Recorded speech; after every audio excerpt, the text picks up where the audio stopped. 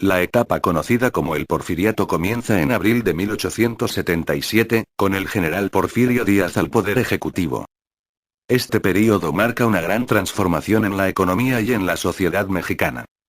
Está dividido en dos fases. La primera fase, de 1877 a 1896, corresponde al inicio del régimen porfirista. El primer período presidencial de Porfirio Díaz 1877-1888, el tercer gobierno presidencial, corresponde a la primera reelección de Díaz 1888-1892 y el cuatrienio en el que gobernó después de anular el principio de no reelección 1892-1896. La segunda fase, de 1896 a 1910, corresponde a la época donde el poder político estaba en el grupo de científicos. El general Díaz ocupó la presidencia durante 3 períodos consecutivos. 1896 a 1900, 1900 a 1904. El último fue, de 1904 a 1910, lapso en el que el período presidencial se extendió a 6 años. Díaz volvió a reelegirse y renunció 6 meses después. La etapa porfirista representa, en lo político, la era de un dictador decidido a imponer el orden y a mantenerse en el poder. Poca política y mucha de administración, igual práctica de hacer a un lado la legalidad. Económicamente, el porfiriato representa el inicio del capitalismo dependiente y el comienzo de la industrialización en México. Se llegaron a completar varias vías ferroviarias. En el plano social, el porfiriato representa el surgimiento de una clase media.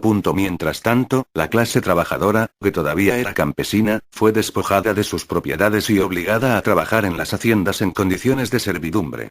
El aspecto cultural del período muestra el afrancesamiento de la cultura, una moda de la época que influyó en las costumbres de varios países del mundo. En México, esta moda matizó el estilo artístico en la arquitectura, en la pintura, en el arte en general, y presenta un interesante sincretismo en el que se denotan los matices nacionales. El porfiriato es una etapa de transformación y un arranque hacia la modernidad, a pesar de sus fallas y los obstáculos que dejó. En 1910, Porfirio Díaz se reeligió por 7ª vez, después de encarcelar al candidato opositor Francisco Madero. Pero este, al salir de prisión, hizo un llamado a la rebelión nacional y fue seguido por líderes populares como Pancho Villa y Emiliano Zapata. Al verse acorralado, Porfirio Díaz renunció el 25 de mayo de 1911, y huyó a Europa. Victorioso, Madero restauró la Constitución de 1857, implantó el sufragio popular y prohibió la reelección. Pero las masas campesinas clamaban por reformas económicas, y el jefe guerrillero del sur Emiliano Zapata propuso el Plan de Ayala, para distribuir tierras entre los trabajadores.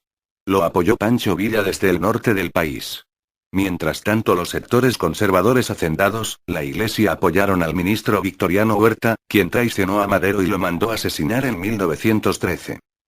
Después de 2 años de caos político y social, a fines de 1915 tomó el poder Venustiano Carranza, quien en 1917 promulgó la Constitución de Querétaro, donde se implantaban importantes reformas como la jornada laboral de 8 horas, la indemnización por accidentes de trabajo, la libertad de creencias, la reforma agraria y la nacionalización del petróleo. En 1920, Venustiano Carranza fue asesinado por los partidarios de Álvaro Obregón, quien poco después tomó el poder. Para muchos, la muerte de Carranza marca el fin de la Revolución Mexicana. Sin embargo, los conatos de violencia continuaron hasta que en 1934 llegó al gobierno don Lázaro Cárdenas, e hizo realidad la reforma agraria y la expropiación de los yacimientos petroleros.